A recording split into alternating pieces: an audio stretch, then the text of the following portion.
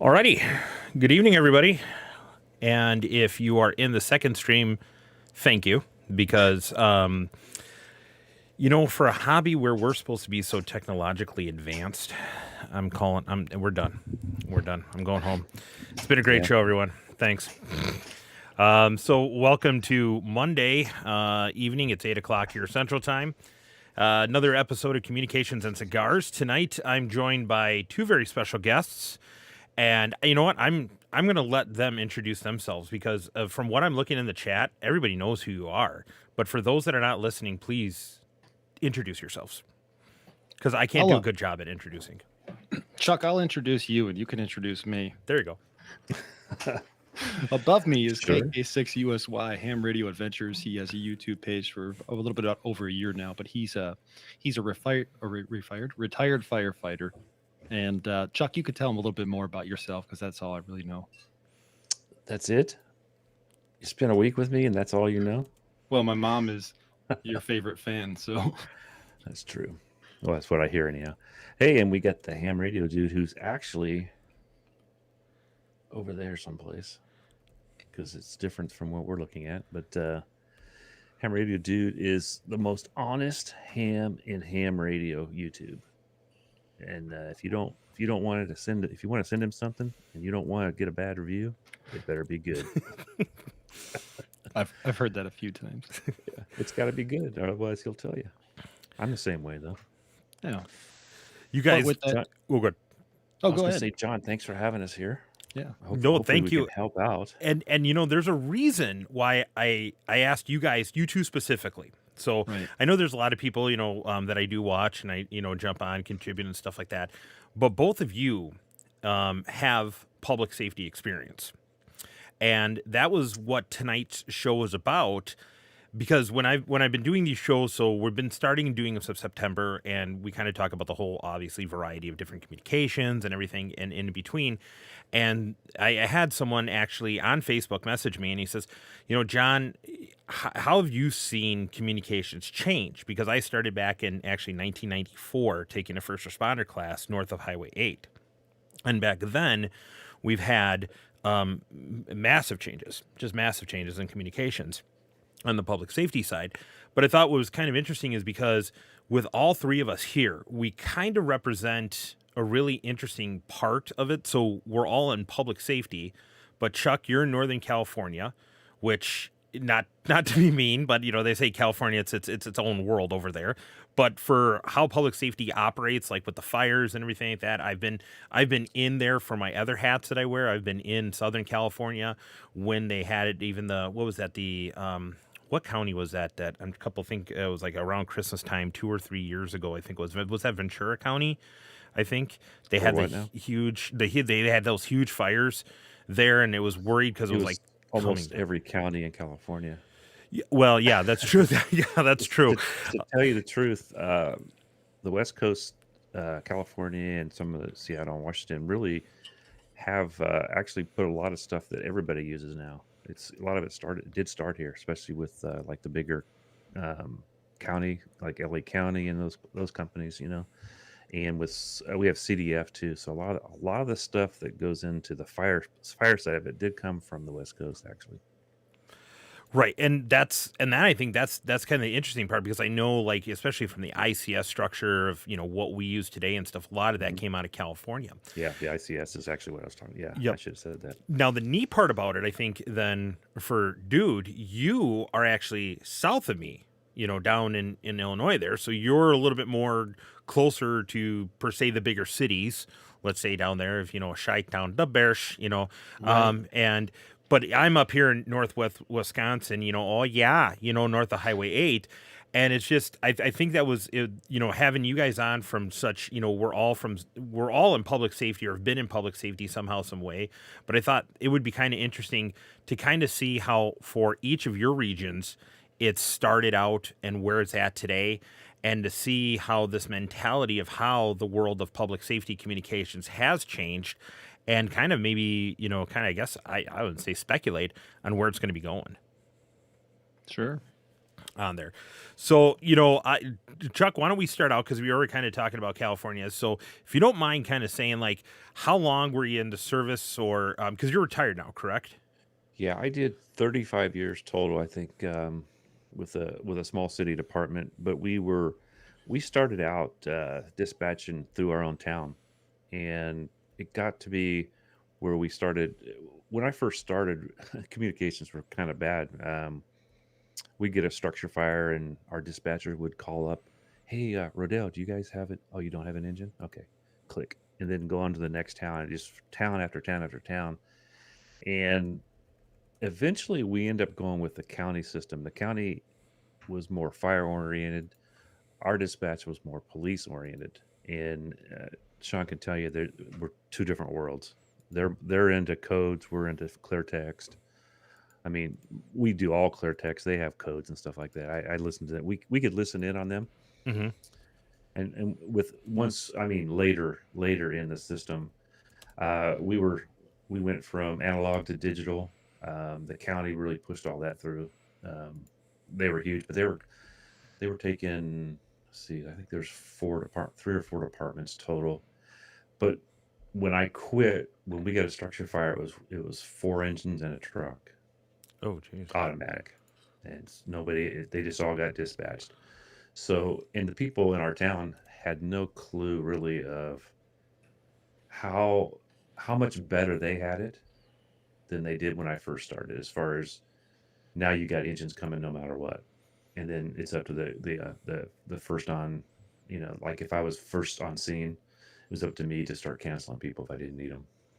Now, so did you? Because this is one of the things. Like for me, when I thought, when I got into it, it was kind of funny. We were a county EMS service. Our fire departments were local, obviously within the county. But was your department? Would you say was that more of a individual municipality? Did you have like public service areas that you did, or how was your structure of your system when you started versus when you left? Yeah, our city, we have a city department, and we also carry. See, that was part of our link with the county. Is county had areas in our area that we could service the best, and Okay. so we had county areas that we went into along with one of the neighboring one of the neighboring departments that they were much larger than us, but we kind of met in the middle and covered both. And that's how we got into with them. And the difference in their system is all their dispatchers were trained in, they could do CPR Okay. I mean, teach people how to do CPR over the radio, which we had none of that at all with our police dispatch that we had in town. And it was, when you break away, there's some hard feelings and stuff because it took money away from the city part of it. But to be realistic about it, the police side of it had more. They were like, I'd say 70-30. They were probably 70 anyhow. So we didn't take. Gotcha. It wasn't like we took 50% away. Gotcha. So now, dude, let's go over to you. So Yeah. how was you? So kind of give kind of the same rundown. So how was your department? I mean, what kind of population density base did you kind of serve for, or have in your area? Sure. So the town that I was a police officer in, it's approximately 26,000 roughly people. And when I came in, they were just switching over from, as I recall, analog to digital. Now, our municipality, we had a dispatch center that took care of a fire department that was a fire department that worked multiple areas, multiple towns and surrounding areas, including some county and some other small towns around us. And our dispatch center took care of the fire department as well as the local police. Since there was some small towns around us as well, those small towns were on the same dispatch center. And the reason for it was quite simple. Those towns were so small that if something big happened, we needed to be able to respond to those towns. So we needed to hear constantly what their traffic stops were, what calls they were going to, where they were, kind of even know their area a little bit to help them out. And then we had county jurisdiction. And in county, when I came in, they were already on, at that time, they were on a encrypted digital. So we couldn't even hear them at that point.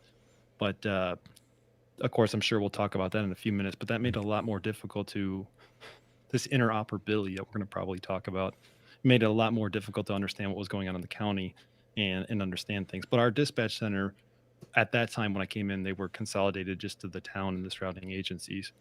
But what had occurred over the years, with all these grants that we got and everything, they started consolidating dispatch centers, and that could be a funding issue as well. Mhm. And so then what we started to see was our dispatch center was not only responsible for our town, they were also responsible for towns that might be 30, 40 miles away. And so we had to bring them onto our network and through our dispatch and everything along those lines. But what had happened then at that point is we lost a lot of those small agencies that were around us to county, so they went to the county dispatch center for whatever reason. And of course, they were encrypted. So then we had a problem even hearing them. So responding with them, it kind of went back and reverted back a little bit. So now if they needed assistance, they'd have to call into our dispatch center and be like, hey, we need help. And then dispatch would dispatch us out. So it's kind of interesting. See, that was the opposite with us. When county took over, Right. our department, our police department actually got something out of it because we all went to 900 Trunking, and it included them also, and they got in on the grants and stuff like that to help pay for it. And I could listen to any department in the city if I wanted to on the radios, if I knew which frequency they were on. Like we'd listen to the cops because Right. sometimes they'd be so busy they forget to tell us to come in. Right. So we'd listen, and if we didn't listen, they're like, "What took you guys to get here?" Well, we waited until you called us. So that's an interesting And point. I don't want to take the show away from John, yeah, but you have a good point there. One thing I will mention is as I was leaving, county went unencrypted, but now the cities are going encrypted. So yeah, it was like we a were. role reversal. But when I started at the police department, what had happened is these agencies, not everybody was encrypted or digital yet. Digital unencrypted. You had a lot of agencies that were analog, and we had talk around groups. So if we needed to do an outside assist to an agency, in theory, we could use their analog groups. But it still created some issues too. Like if there was something major that happened in the town over, which is another county, they were Mhm. completely analog. Yep. Maybe they couldn't hear us coming, or they couldn't hear our response, or they couldn't communicate directly with us. And it was a big heartache during this whole transition into the digital phase. Right. And that's and that's interesting because that's somewhat how we started up here in northern Wisconsin. Our biggest city, was the county seat up here, and that was 2,500 people. Oh. So we were a county EMS service, and then we had 12 different fire departments within the county. We had a county law enforcement agency back then like I said, we're talking back like the mid 90s, and the one police department for the city. Now they've have progressed. I guess we could say that there's actually still the county sheriff's department. There's actually 3 police departments because in the county up there we had actually an entire reservation within the county borders. And then the EMS service is still county based and the fire departments are still there. But back in the day, yeah, they had the sheriff's department was one repeater. Yeah, it was initially one repeater, kind of in the northwest part of the county. And they knew and they took it for granted that, okay, if you get to the southern end, like if you get to the far southeast part of the county, you're only going to use your mobile. There's no way you're really going to be able to use your handheld whatsoever. And as a matter of fact, we didn't even have a fire repeater. We actually all talked on the law enforcement channel. So if we were EMS, we hopped on the law enforcement channel, we would call in, and then if there was a fire departments would get paged and could talk to dispatch, but it was literally a simplex frequency for the whole county. Now, yes, it's evolved, and it's it's on the statewide trunked network system, Right. which actually for Wisconsin, they're kind of going to phase 2 or the second generation of it, and they're changing frequencies. They're going from a VHF P25 trunk statewide network to an 800 megahertz trunked digital trunk statewide network. So that's a whole other episode that in politics that we're gonna wait on. But with that being said, that's exactly the same thing that's going to happen or has happened, is that if one county, even though they're on both VHF, so you have VHF digital P25 trunked, you have VHF digital for normal law enforcement communications, you have VHF analog for EMS fire communications, and then you have, for the most part, not too many weird services, but some like transit systems and stuff might be on a local UHF LTR or a capacity plus network or something like that on there. But nevertheless, it's like all these different systems, and now, okay, well, wait a minute, who goes to what channel? Who goes to what talk group? Out there. That makes a lot of sense. And one thing I also thought about with Chuck, I keep pointing up because he's up above me, but one of the things that he had mentioned earlier too was the communication between the fire and the police, and when they were still analog, when we were all digital. So we would get a rebroadcast of the tones. So if you guys got toned out to go to a call, we would hear it, no problem. Right. But again, the same problem would occur, which came out to the fact that if they needed to know something important, they weren't going to hear it through us. It actually promoted them then to go get onto the whole, statewide trunking system as well, so they could hear us and everything. And then we went encrypted, so now they can't hear us again. But you get the point. Yeah. You get the point. But they kind of pushed them to also go on the statewide system, which you made another good point too about the distance thing. So maybe you were on the edge of town and maybe you couldn't quite hit a repeater, or you guys are working simplex, you guys just weren't able to get out that distance. Well, the nice thing about statewide trunking is what, if you're in the state, the odds are is you're going to have most of the places, you're going to have increased coverage, we'll say that, right? Mm-hmm. And that's a huge benefit, because even though I'm a police officer in this city here, I mean, I've been quite a few places, and you never know when they're going to try to call you to see, hey, where are you? What's your ETA to this location? Or you got to call them as well, right? Right. Yeah, and one thing I'll notice, and it sounds like you guys had a better working relationship between your departments, because what I've noticed too, what is starting to be a big trend for some reason, is two things. One, this encryption, this full-time encryption.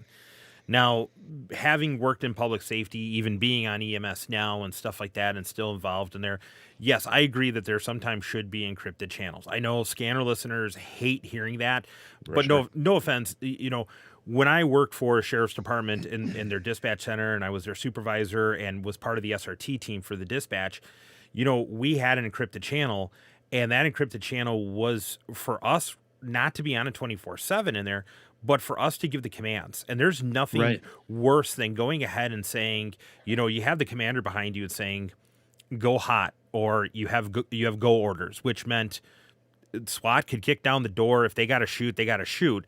The last thing I need to do, and this is why I support it, is when I was, the SRT dispatcher, we did that on the encrypted channel. So basically your news agencies, who were probably already at the scene, weren't listening to your frequency and hearing it, and all of a sudden you're saying, go orders have been administered, or however they wanted to phrase it that day or whatever. Then the next thing you know is all of a sudden they're recording it, and then they're all of a sudden somehow you're on some scanner fan website now, and you're hearing yourself go ahead and saying, yep, go orders are there, realize that they are going to kick in the door and they could shoot someone. So that I believe. But what I'm seeing more or less, and I don't know how it is so much with where you guys are at, but there's a few counties that are really like, okay, we're going to share channels, but here is the rules. You need to follow them. And there are some counties that are like, you better not have transmit in your radio. We will let you receive, but there is no way in heck you are going to transmit on our channel. And I'll be honest with you, I'm a mixed bag on that. There's people who do not, if anybody's watching from my ambulance service, I'm sorry. Few of you do not need to have radios. Okay, you don't need to have radios. But on the flip side of the coin is, I hate to say that one bad apple ruins the bunch from everybody, but I don't know I mean, you guys were talking about listening. Did you have the ability to transmit on those channels too, if needed?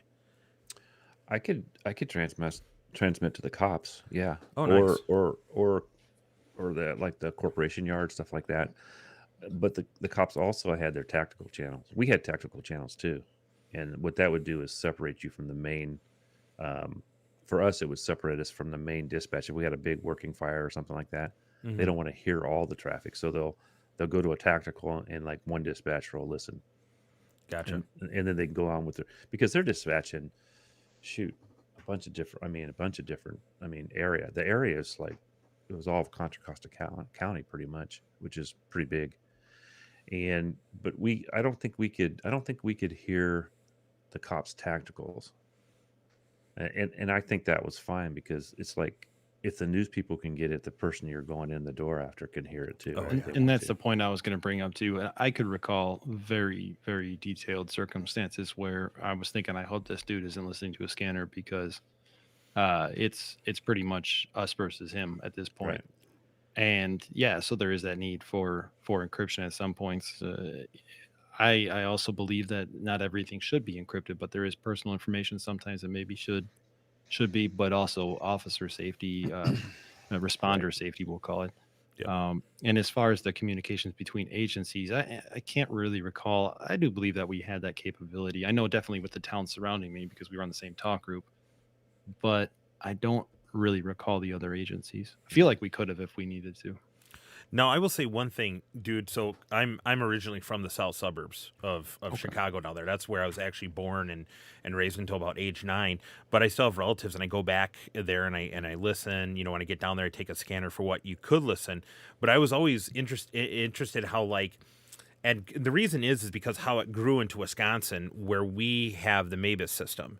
So Yeah. the mutually box alarm system that obviously just grew right out of Illinois, right up on the whole east side of Wisconsin, and just kind of encompassed us. So we're a MABIS county also too. I think we're MABIS Division 143 is I think our entitlement on there. But I have to find out how funny is you had like your little suburbs where you would have that one VHF frequency that would now I'm talking like back in the day before everybody went on this in Illinois, it's the Starcom system down there. Right. But it was interesting how like you'd have one fire frequency that would dispatch for the certain area. So for those I was Dalton, Calumet City, Midlothian, Harvey, and I think the village of Phoenix were on 153.890 if I remember way back in the day. And it was interesting how those little clusters worked together, and it was just a simplex frequency. It wasn't repeated and everything. And it was like in its simplistic form. And then you look now at trunk systems. Yeah. That is just like, oh my God. It's like, I for those that are watching from Minnesota, I'm kind of looking at the comments. So if you see me looking over here, I'm trying to keep up with the comments because there's a lot of interesting comments here tonight about like, you can definitely tell that there's a lot of people passionate about this.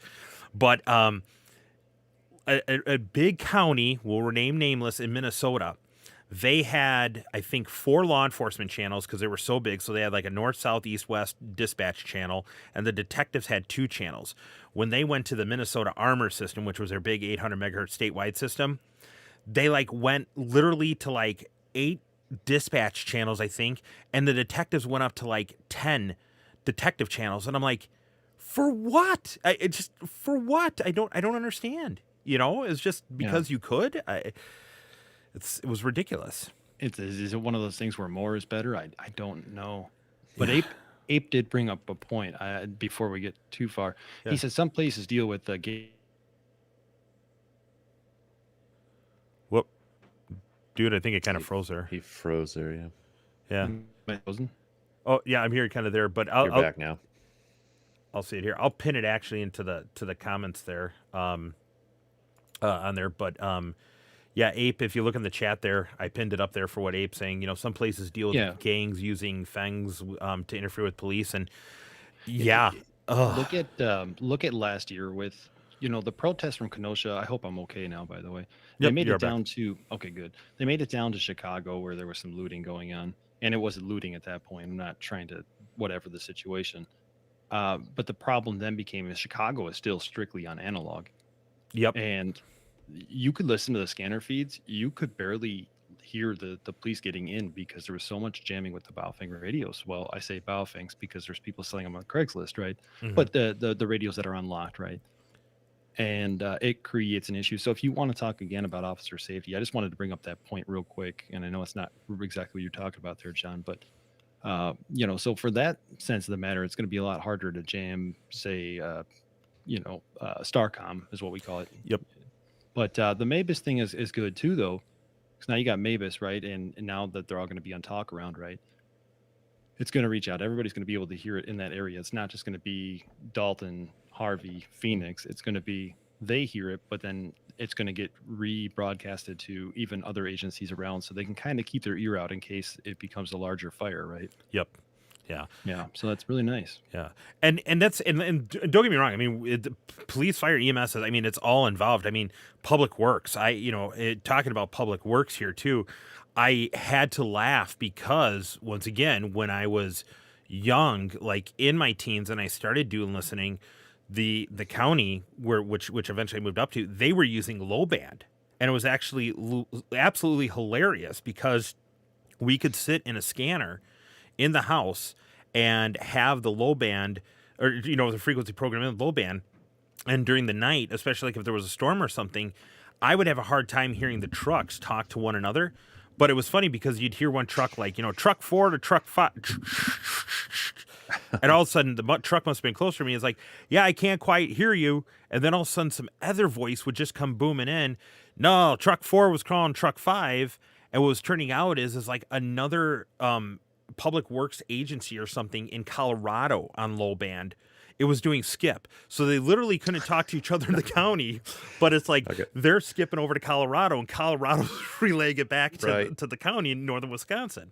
I had to deal with that one time when I first started. I was a reserve, and we had scanners, or we had like pagers, right? Mm-hmm. And over my pager comes off, and I'd never heard it go off. I'm like, oh, there's something going on, and it says the police chief's wife would like all personnel into this fire station for spring cleaning. So I run down there, because I'm a new guy. I want to make a good impression, and I get down there like, what are you doing here?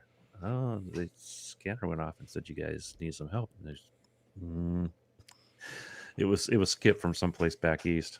I mean, it was crazy. I never heard that again. But hey, I guess I got to meet the guys that day. And Liberty Cave is correct. Any radio signal can be jammed. There's no denying that. But I haven't done any studies myself, but I think it's a pretty much a given, and it just shows that once people go digital, the people who are doing that jamming, it seems to stop, right? So anybody could be jammed, absolutely, but it's definitely lose a radio, right? Yeah, we've had to kill a few.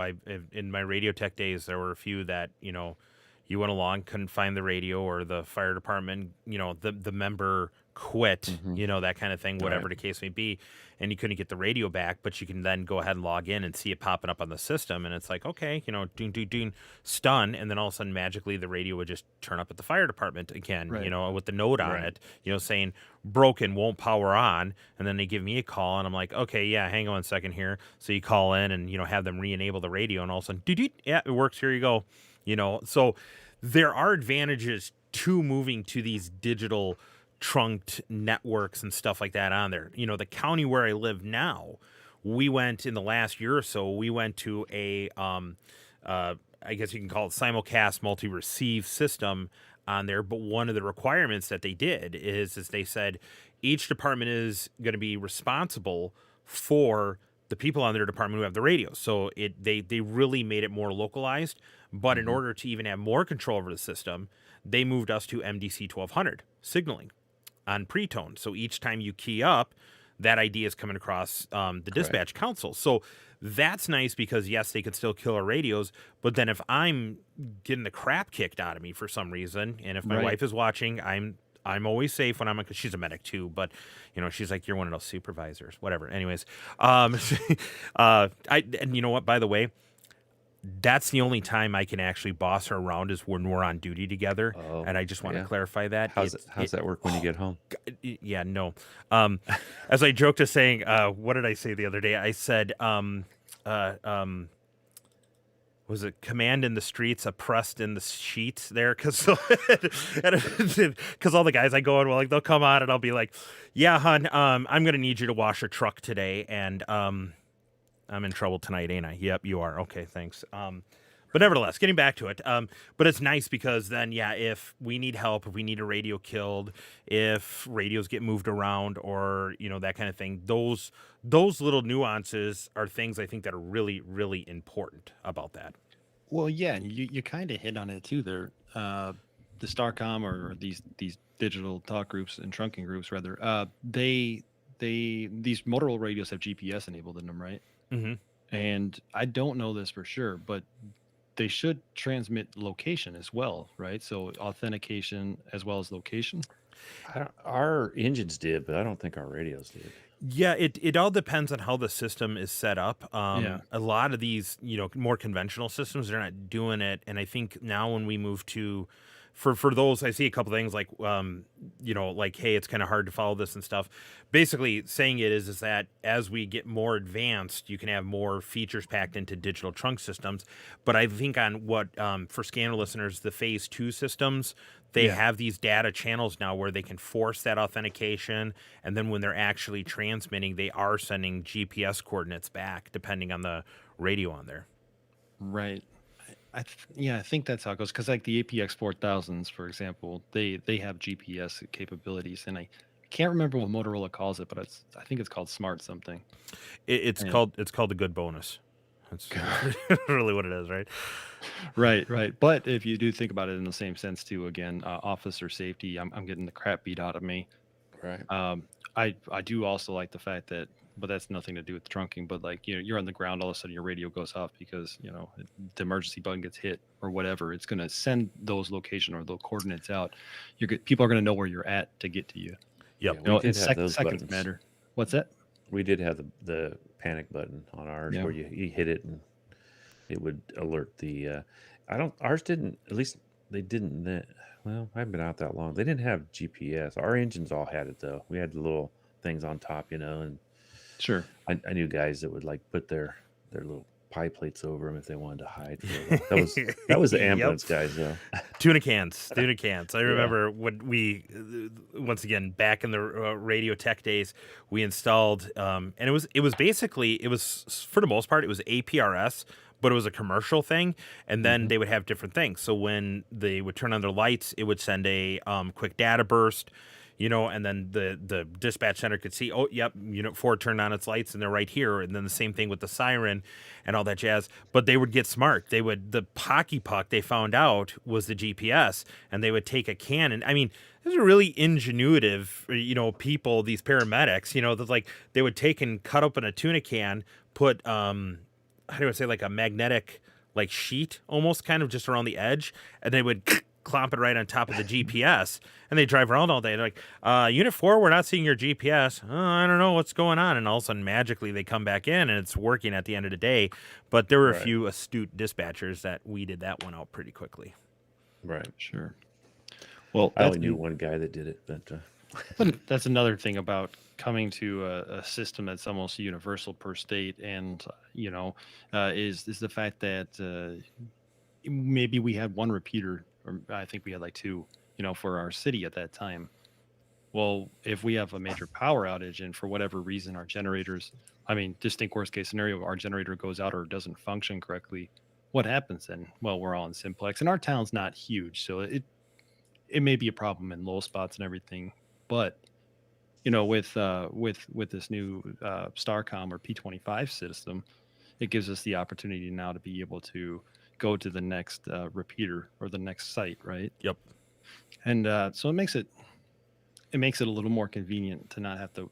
Basically, whenever you're in public service, public safety, even in amateur radio, really, John, redundancy is key. Yeah. I used to say that in the military. You always carry two of everything, right? Mm-hmm. You better have two pens, two notepads, whatever it is. And it should be no different with repeater systems and radios and everything along those yeah. lines, right? Yep. So that's you got in a positive aspect, that's great. Yeah. And Yeah. now Chuck, going back to it, so was that for your fire truck? Was that linked into dispatch then? Was that like some sort of like a cellular uplink then, or how did that go for you? Yeah, it went right to dispatch. They knew where we were all the time. We also had at the end there, we had computer screens which had all the streets and all that stuff on it. And we had one of our Oh, captains going, "Man, I wish there was something we could have in the engine that would give us directions to where we're going." And we're all like, "Huh?" It's right. It's like it's right in front of you, dude. You're looking at it. Yeah. But And like I was telling the guys the other day that we got towards the end, it was getting really good because I was the BC at the end there, and I finally had to tell my chief. I go, "Hey, we got to get rid of the flip phones. We're the only ones that are using flip phones still, and everybody else has like an iPhone or iPads. And you could run the whole. We had guys, but I would never do this. That we had guys that would run around with their iPad, like running the fire, and they are not even looking at the fire. And I just like, looks, I was more practical, I I, guess. I'm not But gonna. what was cool is I was going into two or three other cities areas that I didn't know very well, and they would send it to my phone. I'd click it, and boom, it gave me directions. Yeah, So that's it was getting really good. we've instituted over the last year and a half here in our county, where I'm a medic now. We have a full CAD system. So in the supervisor's vehicle, we have a full CAD system, full Hmm. access. We can pull the maps, we can look at caller information and stuff like that. In the ambulances, we have iPads, which have more of a thin client on there. It gives you basic information like, here's the EMD code, any other special things. But as supervisors, we have a little bit more because then we can pull reports off it if we need to, or if it turns into something that we have to report, we have more data that we can do. But it's nice because we have GPS tracking in there. And this kind of circles back to what we were talking about before with encryption, is that with encryption, our county does not use encryption here. And I guess I don't know what their stance is officially on encryption, or not. I don't know if the sheriff is for or against it or whatever. But like in EMS, sometimes we need to convey a message to one another. So we were kind of looking at, hey, how do we do it? Do we encrypt our TAC channel, which is just car to car? No, we're not trunked here, so we don't go through a network or something. Our car to car is literally simplex. Right. But we moved over, and a lot of agencies did this, and I'm going to bet both of you guys had it. I'm going to bring up a name, Nextel.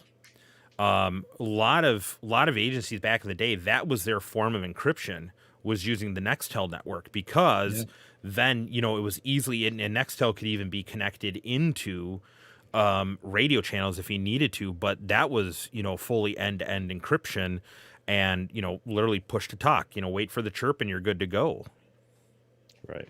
Yeah, we never used it, but I knew of it. Yeah, I don't know if they used it at our department. I've used it before, long before I was, in the military or police officer. But yeah, it's convenient. It goes through the cell phone networks though. So again, you're putting a little reliability into something that you may or may not be able to control, but you're going to do that anyway with a cell phone, right? So Mm-hmm. Right. that's essentially what it was. Yeah. But yeah, that makes sense. So you were able to then basically, if you were able to set up encryption, you can go through that channel and relay all that same information because it's secure. Yep. Right. And and not plugging them in any way, shape, or form. I don't work for them or anything, but our department has now adopted Zello. And I'm sure, like probably a lot of people here, a lot of the ham community is actually starting to kind of embrace Zello as a backup means of communication. GMRS people, if you have any GMRS people in there, I can guarantee you that there's people who are using Zello on that when they're away from their GMRS repeater out of radio range. But we use that actually now as that form or that alternative to encryption or having a radio channel, because it operates in just that same fashion. Plus, also too, is it gives us tracking of the individual units too. So now, as things have kind of changed, you're listening more and more to the radio, and you're getting less and less and less information out there. You're hearing us dispatch, hearing us go en route. If it's a major car accident or something like that, you'll hear us calling all that kind of stuff like that. But the days of old of everything was by radio, I think, has kind of fallen on the wayside now, or kind of getting to that part. Well, there's an interesting stance on the whole using cell phones versus radio thing as well, at least in the law enforcement side of things. And I don't know if Mhm. you ever heard something like this, but let's say I couldn't use my radio to call in an emergency, and the only other form of communication I had was my personal cell phone for whatever reason. And I call and I'm reporting it to dispatch and whatnot. And I write in my officer report that I use my cell phone to call 911 to dispatch a caller to call it in. Now the cell phone or excuse me, the attorneys, the prosecutors, the attorneys, whoever, the Yeah. defendants, they're gonna subpoena my cell phone. I might lose my Right. cell phone for a Mhm. while, depending on the severity of the call. Mhm. They're gonna then have access to all my records, which it's a gray area. So hopefully, if they do go the way or they continue to use things like cell phones, they're at least providing you with a cell phone. So if you ever get into law enforcement and they want you to use your cell phone, tell them no. Yeah. Uh, but it becomes, I'm just going to say, it becomes more convenient to if you have a radio that's going to be able to kind of get out a little bit more because you have more your repeaters that you're able to use and bounce off of. Plus, the digital signal is going to travel a little bit further than your typical analog signal, right? Oh yeah. Yeah. So I'm going to say if you have that option, hopefully you'll be able to use the radio instead of like a cell phone and never use a personal cell phone. Just a little bit of a thought there. Gotcha. Right. So, I see we're about, well, we've been jabbing it for about 40 minutes or so. I Yeah. guess kind of what we'll do is this, I'll let you guys give your comments for where you guys live. Where do you guys in your regions see public safety communications going? What is the trend? What are your thoughts? While they're doing that, because there's a little bit of a delay, what sparked, and I'm pretty sure I know, but what sparked the whole need for interagency or having that connectivity between all these agencies? Do you remember what sparked it? Are you talking about like the 9/11? Yeah, Yeah. Okay. Yep. yeah. Just trying to lead you on. Good job. Gotcha. Yeah, I get an 9/11. A today. But that really was what it was about. Do you care to talk about that at all, real quick?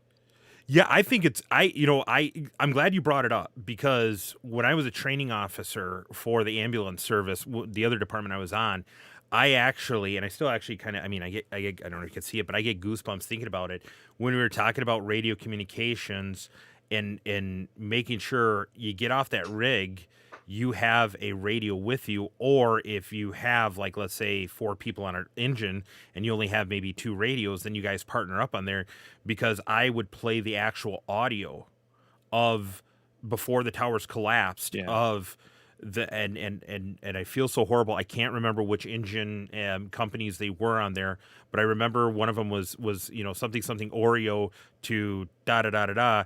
Do you copy? And then they couldn't get through, and then all of a sudden, boom, that was it. That was the last communication that was recorded, because then the towers went down. Right. So yeah, like I said, I just goosebumps right Yeah, now. for sure. I got the chills right now myself. So 9/11 definitely sparked the need for better communications and more redundancy as well. Um, I was going to go somewhere else along those lines too, but it's a good point there. I mean, that was really where we first saw the need for things. Now, actually, that's kind of what I was going to say too.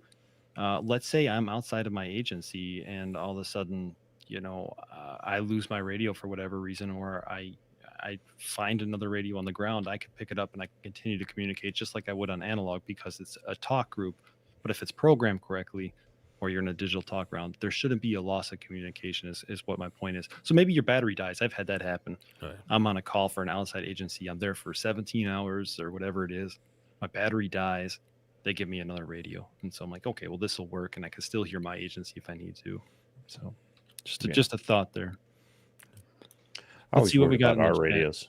I was to say I always worried about our radios. We left them in the chargers a lot, and how long the batteries would last. But they seem to go a couple hours. And somebody they're talking about, because it is expensive to go into the digital stuff, and I just put in there to ape. But the smaller agencies and stuff, you guys those places need to look into grants. Yeah, And sometimes if you guys, it's worth probably hiring a grant writer to get to know that knows how to get that stuff. And there's a lot of stuff out there that you can get on grants, and and in fact, and yeah, most of the time you never pay it. I mean, it's like they're basically trying to give it to you, a trying lot to of get it out the there. a lot of the local communities here were able to get on to Starcom or into digital modes because of grants. And at the time, I think it was Motorola, and I think they still even offer a grant now. Yeah. Yeah, the grants are the way to go, and a lot of these small agencies do that. And if you can't hire a grant writer because of funding, reach out to your local agencies that have went digital, see if they got a Hmm. grant, and if you might be able to uh, Latch on to the what they use did. their template for the grant. Yep. Exactly. Yeah, You know? you know, and even Wisconsin, and I don't know if how other states are. We're very fortunate because we have the Wisconsin County pricing, or we call it WISCA pricing, Wisconsin County Association pricing. So, what's really nice is that if you want to sell to state agencies, or if you want to sell mass through the state and stuff, they have to go by WISCA pricing, and WISCA pricing is even cheaper than what even like like it's kind of weird. So like for an example, I'll just give you this.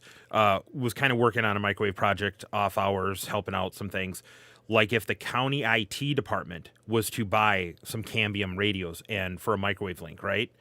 Great, that's fine. But then when you're a public safety agency and you say, hey, we're buying this as a public safety agency for public safety purposes, then you get the WISCA pricing, which is even less than what the county IT department can even get. So that's kind of the other thing, too, to help offset.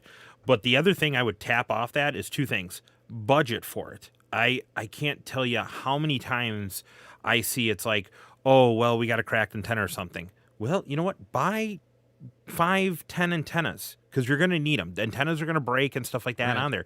But no, they buy the little onesies or the twosies or something, or batteries.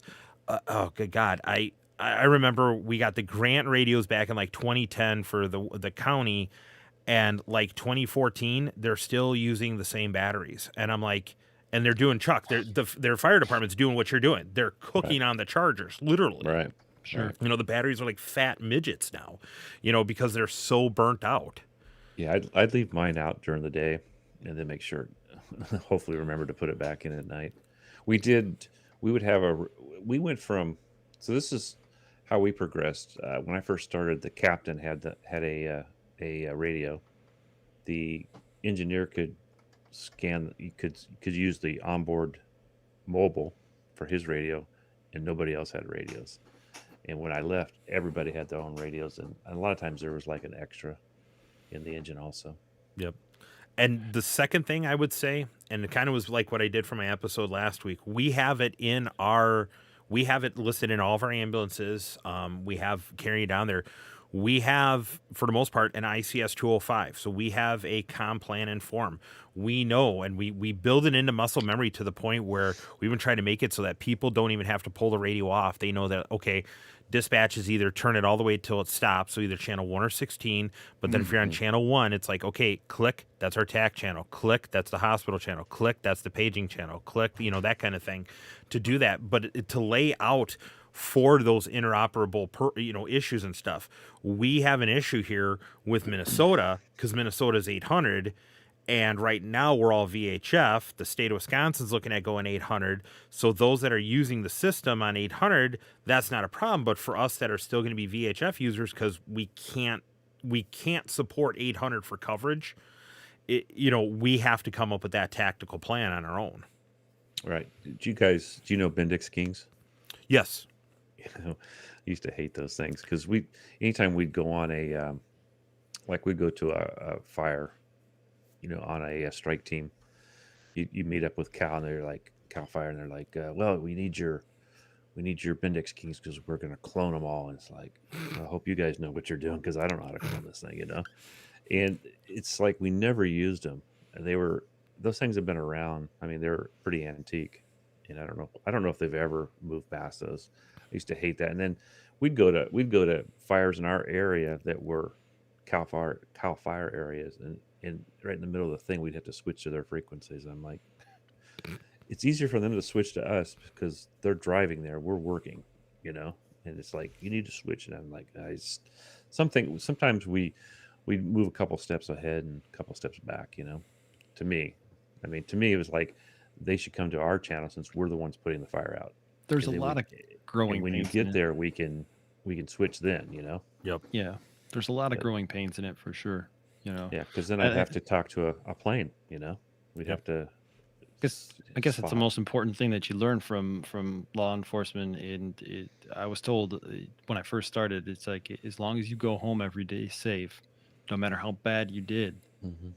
you would learn from it and make yourself better the next day, right? And it's kind of the same way with communications. Like you don't want to be bad, like you don't Right. want to have a bad day, but if you have a bad day, you're gonna get something from it. Learn something every day to better yourself, right? Definitely. Yeah. And that's the thing when you're growing with different forms or new radio communications, because then there's some people who don't understand it because this technology as well. But like that would be one of the hangups, Chuck. Is okay. Well, who should switch in that situation?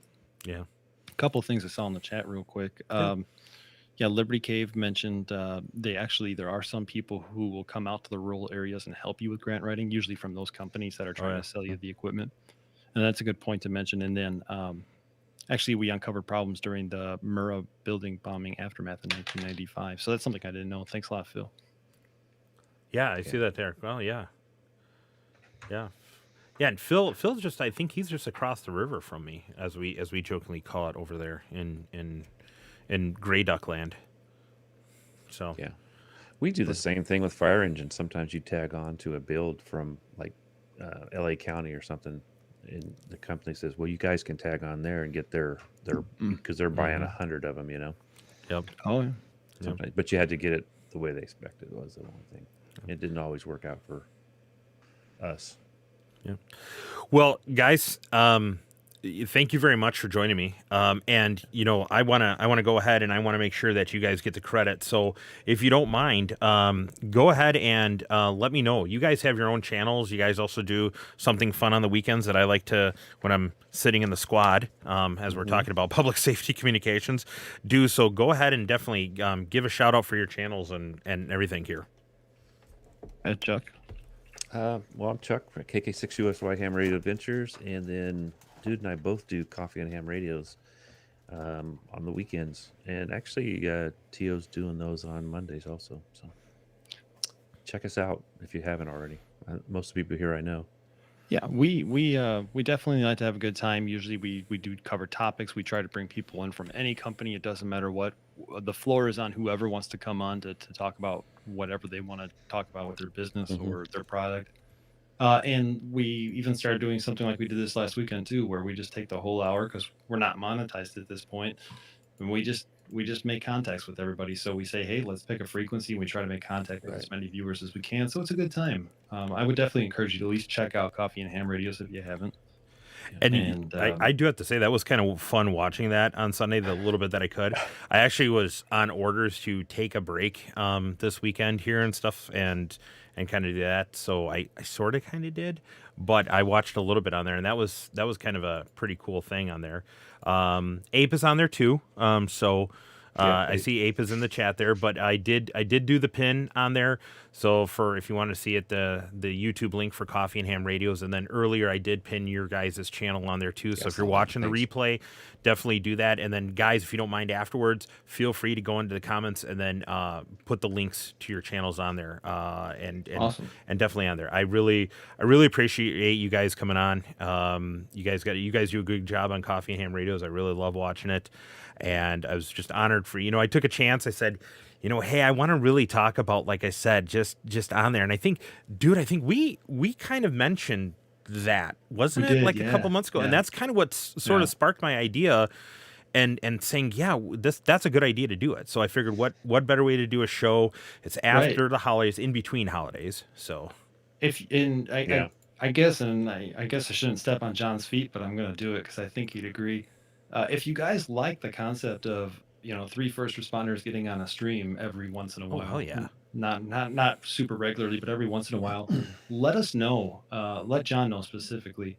Yeah, and maybe we could work something out because there's probably other topics we can talk about as well. I'm sure. I think we've spoke about it before, John, where it's how to properly communicate with dispatch or how to properly not communicate in times of dire emergencies, right? Because sometimes the best thing said is nothing at all.